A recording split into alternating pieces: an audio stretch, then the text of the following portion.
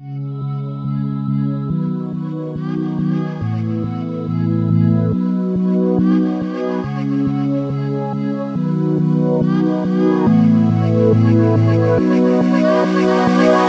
want me like the other boys do? They stare at me while I stare at you.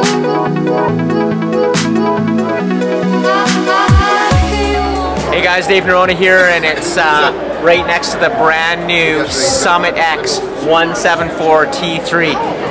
There's a lot of stuff on the internet about this sled now, and I'm going to take you through the sled and all the different parts. The first thing we're going to talk about is the RAS2 front suspension. Now this is going to be in the line on a few sleds, but it definitely comes on the T3 package. Now what this suspension is that we've done on this is that the lower A-arm is actually a little bit higher. The reason for that, it comes to the same point on the spindle, but in previous years it actually came down to a cast iron piece and then went up to where the point is. Well, we've actually eliminated that and brought the lower A-arm straight out to it. So there's actually more ground clearance on this suspension now by 20 millimeters. The big difference, or another big change, is that from the lower A-arm to the top is a difference of 12 millimeters. And what this basically does is, normally when people think of the front suspension traveling, it actually just doesn't move up and down like this. It actually changes as it goes through its suspension. And on the older suspension, what it does is when it goes up, it actually comes up like this, in sort of a negative camber. And what happens is when you get in the air and then you land, when you land like this, the sled is tippier. So when you go around a corner, that's why you feel the sled being tippier, or if you come off a bump and then land, it does this. Well, what we've changed in the RAS2 is that when you go in the air, it goes through its suspension, it actually goes into like a positive camber. And so when you go in the air and you land, it lands like this and it feels really stable. So it's going to make no difference to when you're side hilling or anything, but when you get air or you're riding it on the trail, it's actually going to feel more stable, more planted, and you'll be able to wrap corner better. So that's what's so great about this new RAS2 front suspension. We've also changed the ski. This is a DS3 ski on the Summit X T3 package. Now the biggest change in this ski is that you'll see it's a lot more narrow in the front. And if you think about a ski, when you look at a DS2, when you come in, it actually touches the snow in the front about here. So the leverage between here and the front spindle is about this long.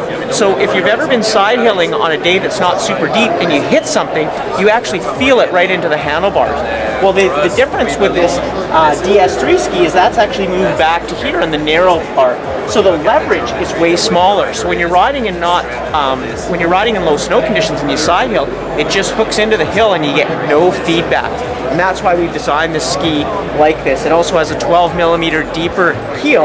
And the cool thing about this ski, we don't have it on now, but the sled will come with it, is a slip-on front end that actually brings the ski wider. And all it is it slips on and there's one bolt. So you'll ride this sled like it is right now at the beginning of December, but as soon as that powder starts to pile up, you put on that wider front part of the ski and you can tune it.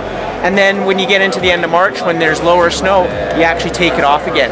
So it makes this front end totally tunable, which is really, really cool. So now we've come around to the right side. We're going to actually look at the brand new can, which actually saves 5 pounds. And how they've done that is they've moved it into a cylindrical shape, so it can be thinner walled, but it still produces the same acoustics. If you want to update this can to your current model snowmobile for 13 or 14, you can do it, but you actually have to also buy the tuner pipe because the connection is actually different. It won't work with the older tuner pipe. Moving back here, that's right, we got the 174, also comes in a 163. Now this just wasn't hacked together. One of the cool things is this was drop and roll chain case. They've done the relocation for the skid, and it's also a 7-tooth driver. Doesn't have inner idler wheels at the front, so it comes stock with scratchers. And then the rear wheels actually are also lighter, and to take some weight out of there. So the axles have been lightened up. In the 174, the rear arm has actually been moved back 5.2 inches, and then to further lighten it up, we've got the 3-inch track, of course. The rods that you know on the flex edge track were reduced by 1 inch on each side. Well, now the rubber that was left there We've taken that rubber away. We've also refined the rubber throughout the track to actually make the track lighter. As well as the heat exchanger on the new T3 package, they've eliminated 50% of it. So under where the seat is no heat exchanger. And so this not only saves weight, but it still has the same cooling capacity. It also saves weight from the heat exchanger, but also the coolant that would be in that part of the heat exchanger if it were there. So the cool thing about this brand new Rev XM Summit T3 package is that in the 174, it is the same weight as a current 13 or 14 163. And if you order the 163, it's the same weight as a 154 with a 2.5 in a current 13 or 14. So you actually get no weight penalty going with this amazing package, which is incredible for getting a longer track, the monster in the 174. So it's just an amazing, amazing accomplishment by the engineers at Skidoo. I personally have not ridden the 174 yet. I ride a 163 now, and I literally won't go back. So I'll be out in the next week on this new 174, so expect a video on that and how it goes. I can imagine I'll probably be a 163 guy because I'm smaller, but I definitely want to ride this 174. Those who think that the motor won't push it, it's totally inaccurate. The motor will rip this track, and the reason why is because on a 163 or 174, the people who ride 146, 154, they actually are used to having it to the bar and spinning the track a lot. You don't need to do that with these. You can actually, even when you jump it, you can come in slow and then hit a little bit of throttle and whoop, it just drops off. Just like you can with, if you explain it with a dirt bike, a 450, you come out of the corner in the same gear and it's all the power's right there because you're getting that traction.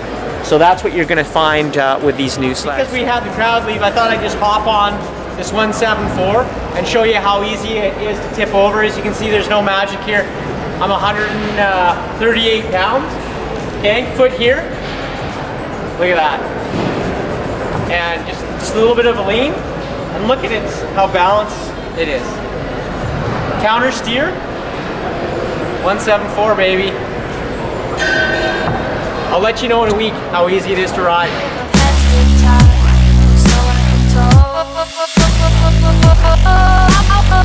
My heart broke when I saw you kept your gaze control. Why can you want me like the other boys do? They stare at me while I crave you.